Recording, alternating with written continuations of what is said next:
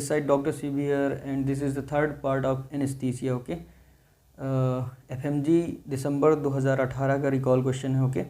Okay, चलिए देखते हैं क्या क्या रिपीट हुआ और क्या क्या नए टॉपिक्स आए थे 18 में. ओके, तो देखिए पहला क्वेश्चन है यहाँ पे कि pre operative assessment of oral cavity for endotracheal intubation on an adult is done bye.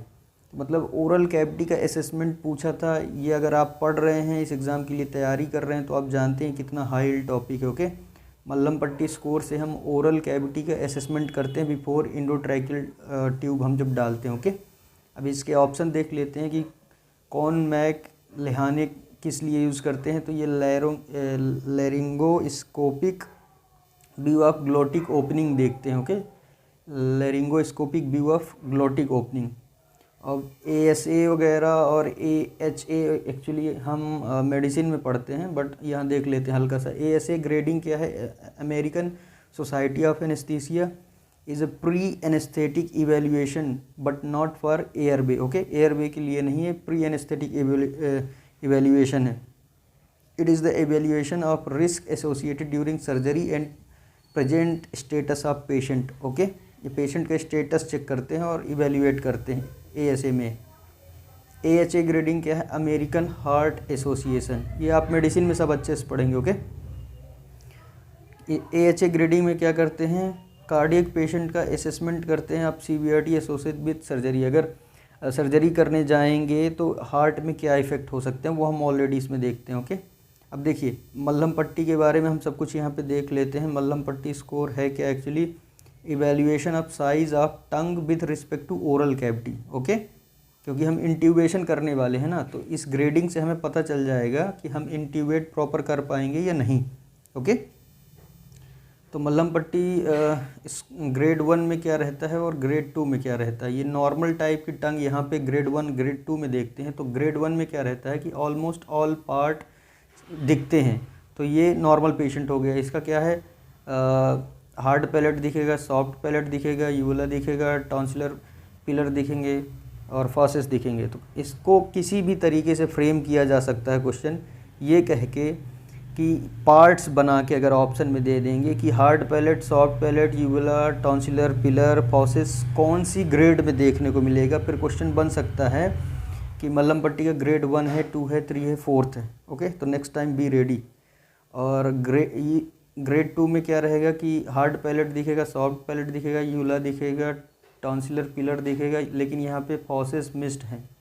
फॉसेस नहीं दिखेंगे जो साइड में दिखते हैं.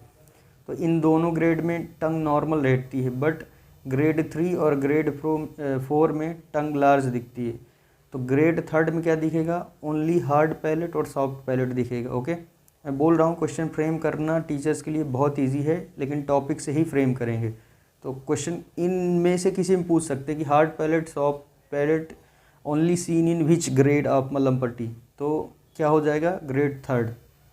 ग्रेड 4th में केवल हार्ड पैलेट दिखेगा, बाकी पार्ट एब्सेंट रहेंगे. Okay, so this is very high yield. Okay, very high yield.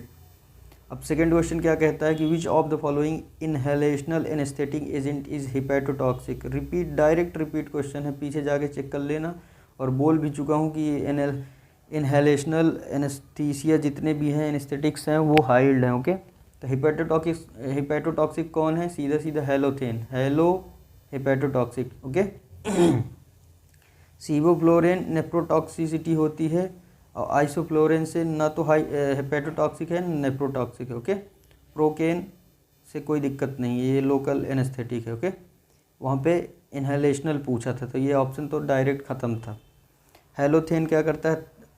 30% metabolised होके बन जाता है एसाइल हाइलाइट कंपाउंड. इससे क्या होता है? ऑटो इम्यून हेपेटाइटिस क्रिएट करता है, disrupts dual blood supply of liver. Okay, फिर ये हेपेटोटॉक्सिक हो गया. समझ गए ना? मतलब ये मेटाबोलाइज होके जो एसाइल हाइलाइट कंपाउंड बनाता है, इससे ऑटो इम्यून हेपेटाइटिस होती है. ठीक है, तो ये रहा, ये रिपीट टॉपिक था. अब ये क्वेश्चन डायरेक्ट रिपीट है. Anaesthesia given to dog, sorry मुझे लगा डे का है, लेकिन डॉग के लिए पूछा था. एक टाइप का नया क्वेश्चन है, बट जानवरों में हम इतना कहाँ वो देखते हैं कि उसको अस्थमा है क्या है, तो इसमें हम सब कुछ दे सकते हैं ना, तो all of the above option हो गया। 4th नंबर क्वेश्चन क्या है, विच of the following drug is used for hypotensive anaesthesia. Okay, hypotensive anaesthesia के लिए कौन सा ड्रग यूज़ करेंगे, तो इसमें ऑप्शन बना रखा था isoflurane, nitroglycerin, both A and none of them. तो बोथ 1 एंड 2 हाइपोटेंसिव क्रिएट करने में हम हेल्प करते हैं, क्योंकि नाइट्रोग्लिसरीन वैसोडाइलेट करता है, ठीक है, तो हाइपोटेंशन होगा। कंट्रोल्ड हाइपोटेंशन में हम क्या क्या दे सकते हैं, हाइपोटेंसिव एनेस्थीसिया जनरेट करने के लिए सोडियम नाइट्रोप्रोसाइड जो ऑप्शन में था, ये था नाइट्रोग्लिसरीन ऑप्शन था, ये दोनों वैसोडाइलेशन करते हैं। स्मोलॉल दिया जा सकता है, बीटा ब्लॉकर है, और आइसोफ्लोरिन, सीवोफ्लोरिन, डेस्फ्लोरिन, ये तीनों सिस्टमिक वैस्कुलर रेजिस्टेंस को कम करते हैं। ओके, तो ये ठीक है, आप पढ़ोगे तो समझोगे ना ये। अब 5th क्वेश्चन था शॉर्टेस्ट एक्टिंग लोकल एनेस्थेटिक, ये रिपीट टॉपिक है डायरेक्ट। लास्ट टाइम बोला हूँ कि लोकल एनेस्थेटिक और इनहेलेशनल एनेस्थेटिक से हर बार 2 क्वेश्चन तो फिक्स हो गए, ऐसे समझो। हाँ, ये डायरेक्ट रिपीट है। लास्ट टाइम भी क्लोरोप्रोकेन आंसर था। शॉर्टेस्ट एक्टिंग में देखेंगे कोकेन, प्रोकेन, क्लोरोप्रोकेन, तो ये शॉर्टेस्ट है क्लोरोप्रोकेन।